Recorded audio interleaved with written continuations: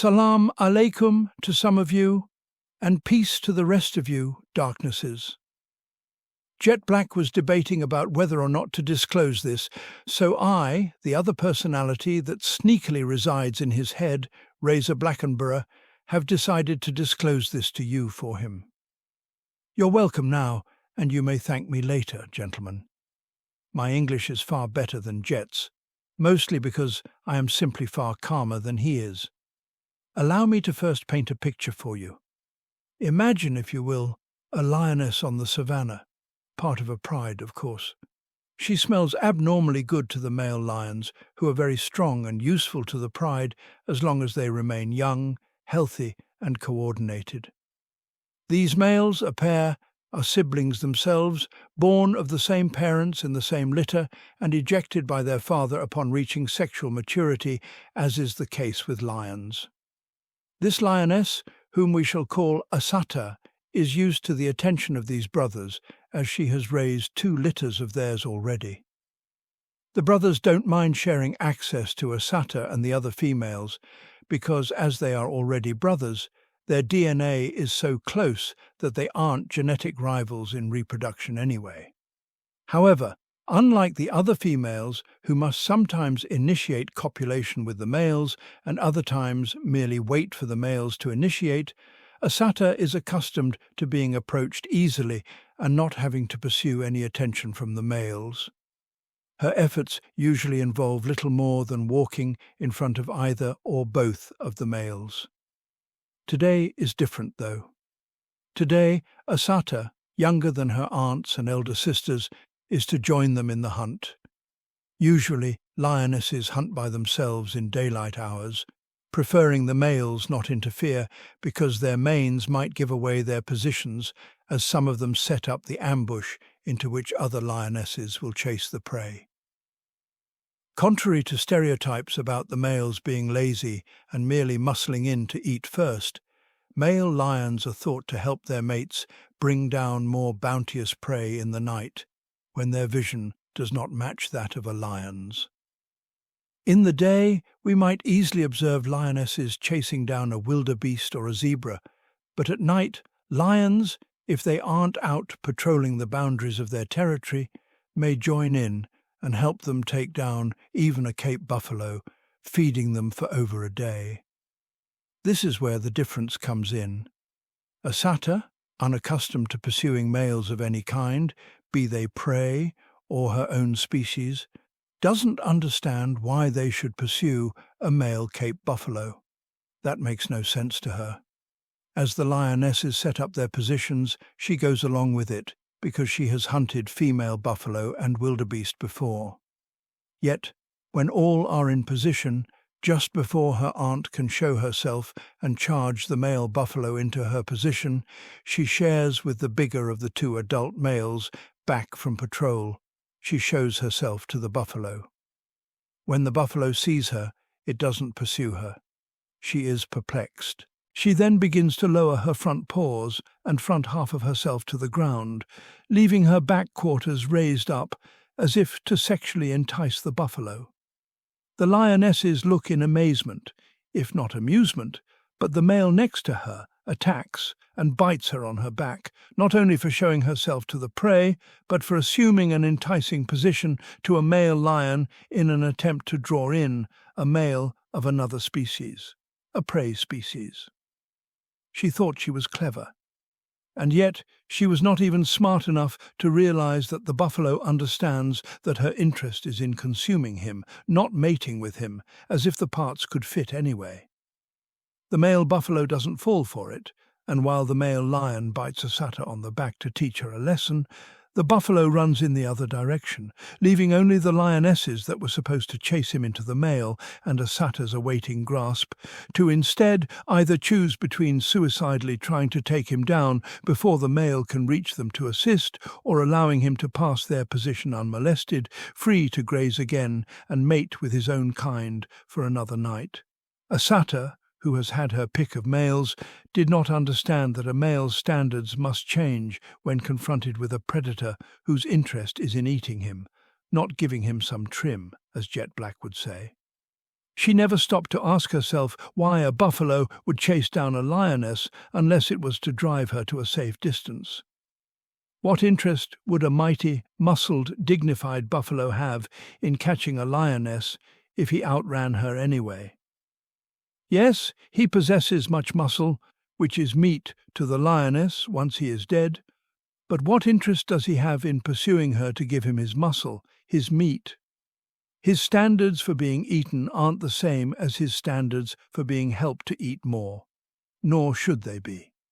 After all, a satyr wouldn't accept to have to pursue some prey that's smaller simply because they aren't edible to begin with. In some cases, even if there is meat to gain, there will be far more suffering and pain.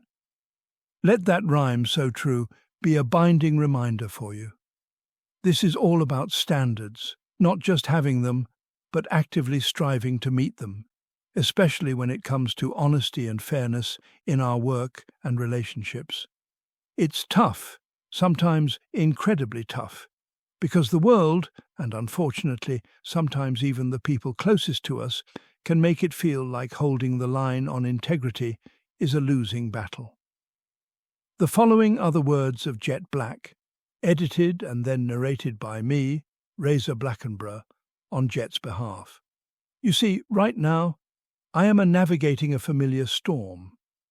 As an ESL teacher here at a university in Saudi Arabia, I'm experiencing a bizarre repeat of last semester. My current students, half of whom are actually doing well and are on track to pass, are ganging up and lying to my bosses. The complaints are flying, filled with fabrications, all because they don't know that many of them are already succeeding. It's a painful echo of my last cohort, who, in their own struggle, also resorted to dishonesty, ultimately failing because they never genuinely engaged with improving. The irony is palpable. Those who are genuinely benefiting from the standards I uphold are the ones attempting to undermine them through deceit.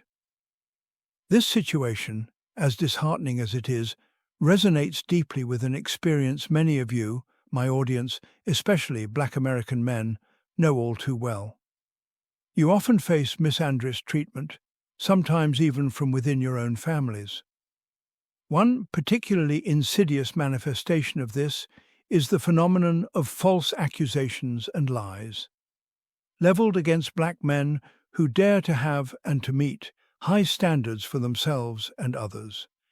It's a parallel that shouldn't be ignored. The attempt to tear down those who prioritize integrity, simply because their commitment to what's right inconveniences or challenges the comfort of others. The common thread here is a resistance to accountability and a disdain for the very principles that foster genuine growth and respect. When people lie to avoid responsibility or to manipulate situations, they are not only harming the person they're lying about, but they're also eroding their own character. They are choosing a path of fleeting convenience over lasting integrity. This isn't about indicting any group.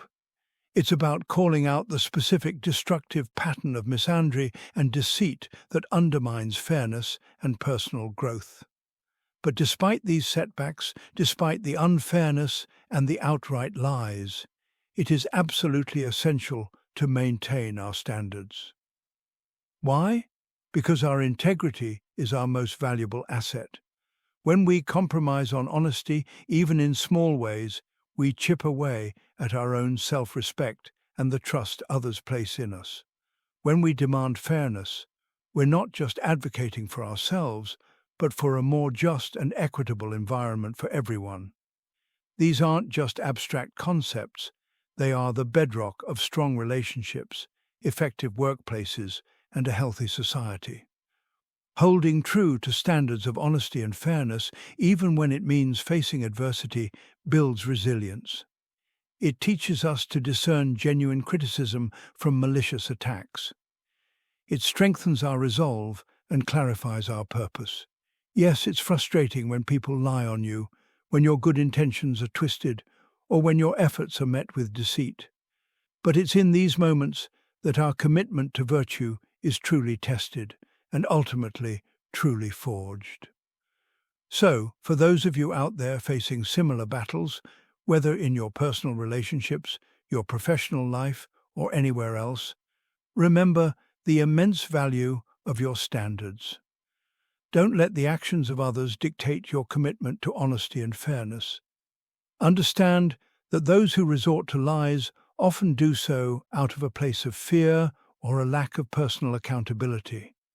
Their actions are a reflection of them, not a reflection of your worth or the validity of your principles. Keep striving for excellence, keep demanding fairness, and above all, keep living with uncompromising honesty. The path of integrity may be challenging, marked by unfair accusations and undeserved setbacks, but it is ultimately the path of true strength, lasting respect, and genuine self-worth. Your commitment to these virtues, even in the face of lies, is a testament to your character. Your wife's commitment to you while you are being lied about is a testament to hers. As always, I hope this helps, and thank you for flying with us here on Jet Black Air, where the phrase jet black is also a verb. Keep jetting black with us until the wings and the wheels fall off. Gender justice forever.